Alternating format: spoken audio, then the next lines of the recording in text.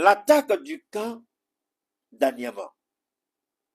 À l'époque, Chris Yapé, toujours notre enquêteur chevronné, avait fait une enquête. On avait même montré les armes qui avaient été utilisées. Mais est-ce que ces armes-là,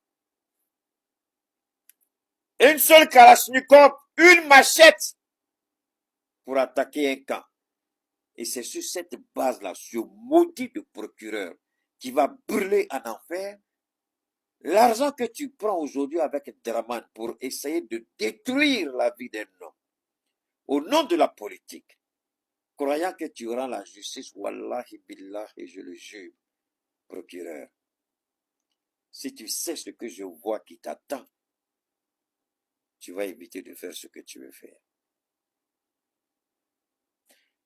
Damana avait tout le temps, pendant son exil, de faire ce qu'il pouvait faire. Vous voulez forcément accuser le PPACI d'être un déstabilisateur, alors qu'on sait que c'est vous qui avez pris les armes contre la Côte d'Ivoire. Le PPACI n'a jamais montré la voie des armes, mais plutôt la voie des urnes.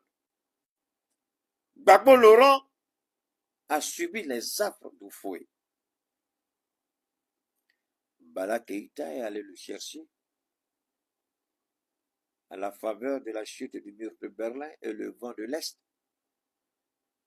où ils ont dit désormais pour aider les pays africains, il faut la démocratie, il faut le multipartisme. Gbagbo Laurent est revenu. Il avait la possibilité de faire une rébellion. Depuis combien de temps Laurent Gbagbo s'oppose au fouet?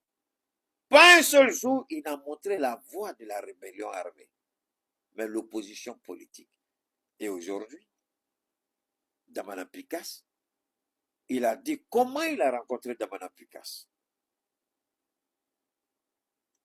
Il a rencontré Picasse lorsqu'il a été invité par Kibafore Sorogio. Il était, je crois, le seul président du parti politique à l'époque, invité à une assemblée générale. Et ce jour-là, d'après les propos du président Koudou, il a demandé à Soro, je cherche un jeune du Front populaire dans ton mouvement pour qu'il vienne gérer les jeunes au FPI. Soro dit, mais tu vois, lui là, il est FPI.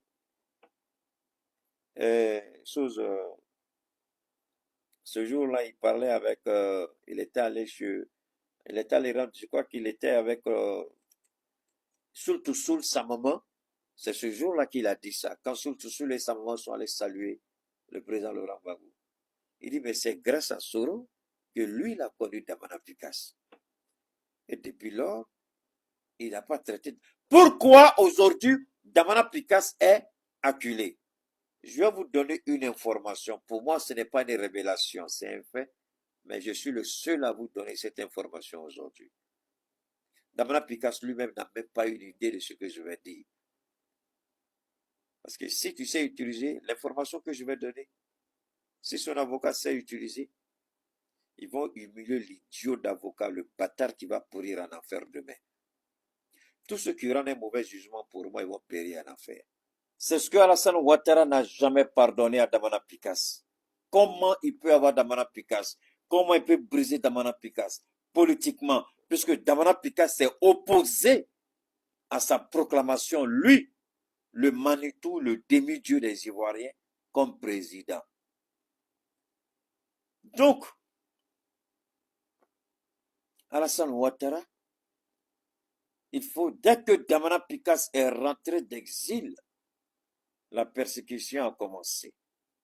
Il faut qu'il tombe. Damana Picasse n'a rien fait. C'est le fait d'avoir été héroïque. Et d'ailleurs, ce monsieur-là aujourd'hui, c'est pas Damana Picasse, c'était le frère d'Avousatou Bamba.